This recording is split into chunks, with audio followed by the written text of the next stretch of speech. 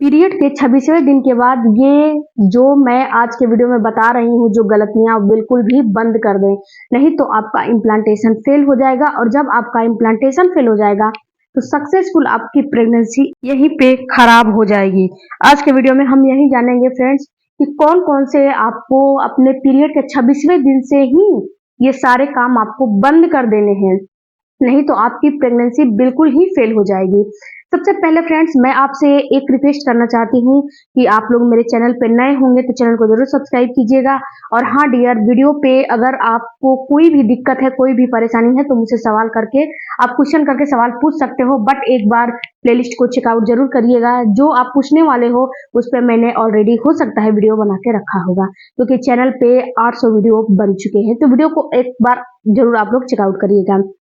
सबसे पहले जानते हैं फ्रेंड्स कि जब आपका सक्सेसफुल ओवुलेशन हो जाता है तो ओवुलेशन की जो प्रक्रिया होती है वो सक्सेसफुल हो जाती है। तो जब सक्सेसफुल ओवुलेशन हो जाता है उसके बाद आपकी बारी आती है इम्प्लांटेशन की। अगर सक्सेसफुल इम्प्लांटेशन नहीं होगा, जो इम्प्लांटेशन का मतलब होता है गर्भ रोपित होना, यानी कि आपके गर्भ के अंदर आपका बच्चा चिपक रहा है, धस रहा है, अगर उस समय गलती से भी आपने कोई भी मिस्टेक कर दिया तो वहां पे होगा क्या कि जो एंडोमेट्रियम की दीवार से आपका बच्चा चिपक रहा है वो बिल्कुल अलग हो जाएगा। एंडोमेट्रियम शेड आउट होने लगेगी किसी भी रीजन की वजह से, और जब शेड आउट होने लगेगी तो आपको प्रेगनेंसी बिल्कुल भी नहीं होगी, और प्रेगनेंसी हुई भी रहेगी तो प्रेगनेंसी निकल जाएगी। क्योंकि इंस्टाग्राम पे बहुत सारे कमेंट आ रहे हैं, मैं प्रेग्नेंट हो चुकी थी, मैंने प्रेगनेंसी टेस्ट भी किया था, बट 10-15 दिन के बाद मुझे पीरियड आ गए, ऐसा क्यों? तो ऐसा इसीलिए डियर कि आपका सक्सेसफुल इम्प्लांटेशन बिल्कुल फेल हो चुका है और आप फेलियर इम्प्लांटेशन की शिकार हो चुकी हैं,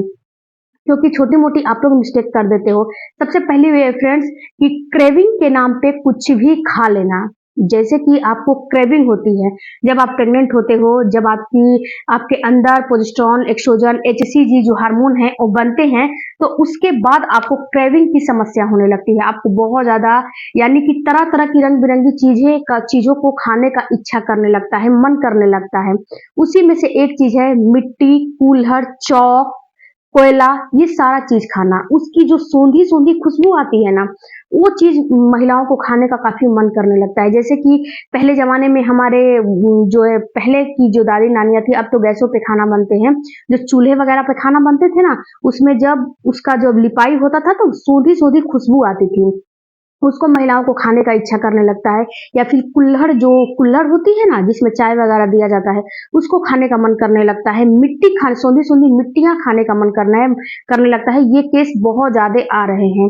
तो आपको ये सारा चीज क्रेविंग के नाम पे बिल्कुल भी नहीं खाने हैं। अगर आपको क्रेविंग हो रही है तो केवल उसके स्मेल को, एरोमा को आप फील करने की कोशिश करिए, उसको खाने की कोशिश मत करिए। क्योंकि ये सारा चीज खाएंगी तो इससे क्या होगा, इससे ये होगा कि आपके अंदर ये एक चीज और दर्शाता है, अगर इस चीज की क्रेविंग हो रही है तो कहीं ना कहीं आपके अंदर प्रोटीन की कमी है, और कहीं ना कहीं अगर ये चीज आप खाते हो तो आपके बच्चे की ग्रोथ वहीं पे रुक जाती है। जितना ग्रोथ हुआ है उतना हुआ है, लेकिन ये सारा चीज अपने डेली के रूटीन में डाल लोगे तो प्रोटीन आपके बच्चे के पास जाएगा नहीं, विटामिन जाएगा नहीं, और ग्रोथ वहीं पे रुक जाएगी, ब्लड की कमी हो जाएगी, एनीमिया हो जाएगा। तो इन सारे चीजों से आप बिल्कुल दूर रहिए। अगर खाने की इच्छा है तो उसके एरोमा को अपने अंदर फील करने की, सूंघने की कोशिश करिए, उसको अपने जीभ पे रख के टेस्ट करने की कोशिश बिल्कुल भी मत करिए। चाक, कोयला, मिट्टी, जो है कुल्हड़, ये सारा चीज बिल्कुल भी नहीं खाने चाहिए। दूसरा काम आपको नहीं करने चाहिए हेयर वॉश। हेयर वॉश भी इस वीडियो को भी आप लोग जरूर नहीं करने चाहिए। हेयर वॉश जो आपको काम नहीं ऑलरेडी वीडियो बनाए हैं, कि आप डिटेल में मैंने जानकारी दिया है कि कब से कब तक आपको हेयर वॉश ला रही है। तो अगर उस चीज को अगर आप खा लोगे तो वोमिटिंग, उल्टियां तो जरूर होगी, ये तो सही बात है। लेकिन आपको कोई भी ऐसी जो पर्टिकुलर जैसे अनार है, यानी कि चुकंदर है, ये सारी चीजों को बिल्कुल भी अवॉइड नहीं करने हैं। यानी कि डाइट आपको प्रॉपर लेने हैं, नहीं तो ब्लड की कमी हो जाएगी और बच्चे की ग्रोथ रुक जाएगी। तो आपको डाइट अगर खाने का नहीं मन कराए तो जूस वगैरह का इस्तेमाल करें, फल वगैरह का इस्तेमाल करें, यानी कि थोड़ी थोड़ी देर पे थोड़ी थोड़ी चीजों का इस्तेमाल करते रहें। आप अपने डाइट को स्किप आपको बिल्कुल भी नहीं करने चाहिए। पांचवा आपको काम नहीं करने हैं अपने हस्बैंड के साथ कांटेक्ट में रहना। आपको अपने पार्टनर के साथ बिल्कुल भी कांटेक्ट में नहीं रहने चाहिए। इससे आपके पेट पे चोट लग सकती है। आपको जो है जब कांटेक्ट में रहते हो तो जो मेल के पार्टनर के जो होते हैं उससे उसके कुछ अंदर ऐसे एंजाइम होते हैं जिससे कि यूट्रस में कॉन्ट्रैक्शन पैदा हो जाता है, जिससे कि आपका गर्भ गिरने का चांस बहुत ज्यादा होता है।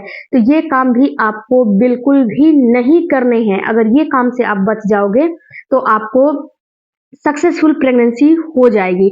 उसके बाद छठा काम आपको नहीं करने हैं कि आपकी बॉडी को अगर आदत है घर में रहने की, आप उसको बाहर जो है घर से बाहर जाने की आदत नहीं है, कहीं पे भी आप नहीं जाते हो, तो आपको इस समय क्या करना है, यानी कि कभी कभार आप अगर बाहर निकलते हो तो इस सिचुएशन में बिल्कुल ही आपको घर में रहने हैं।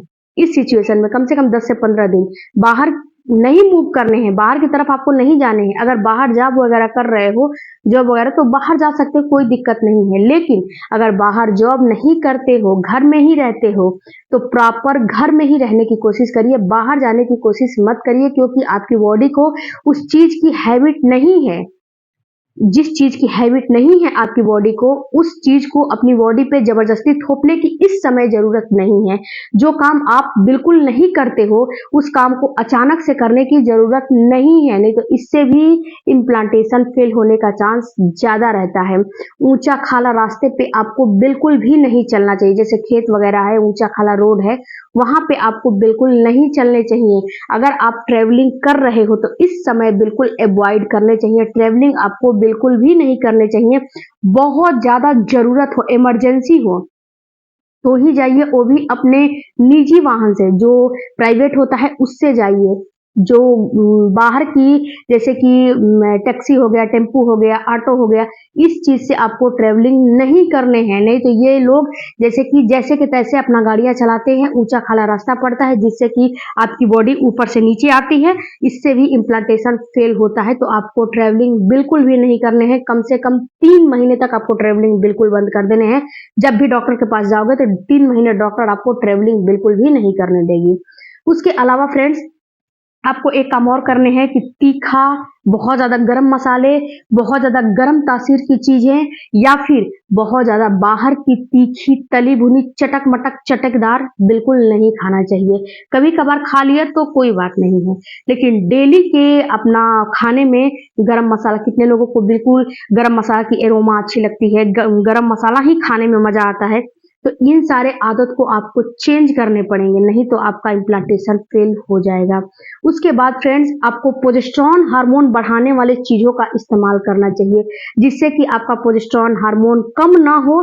और प्रोजेस्टेरॉन हार्मोन अगर जो है उसका बैलेंस सही रहेगा तो आपका गर्भ नहीं खराब होगा, मिसकैरेज नहीं होगा।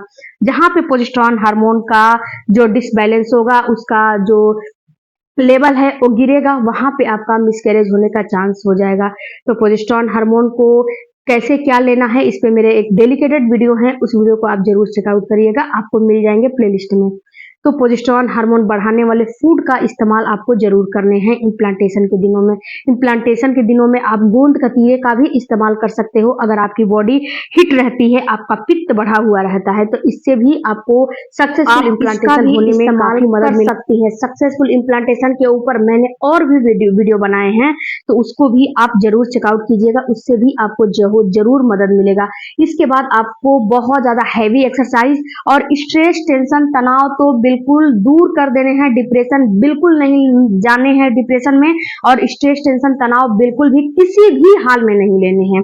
इस वक्त तो विशेषकर मैं आपको रिक्वेस्ट कर रही हूँ कि इस वक्त टेंशन में आपको नहीं रहने हैं, किसी भी रीजन की वजह से, किसी भी हाल में। नहीं तो टेंशन लोगे तो समस्या पैदा होगा ही होगा। इसके अलावा फ्रेंड्स, कोई भी क्वेरी होगी तो कमेंट बॉक्स में दीजिएगा, उसका रिप्लाई मैं जरूर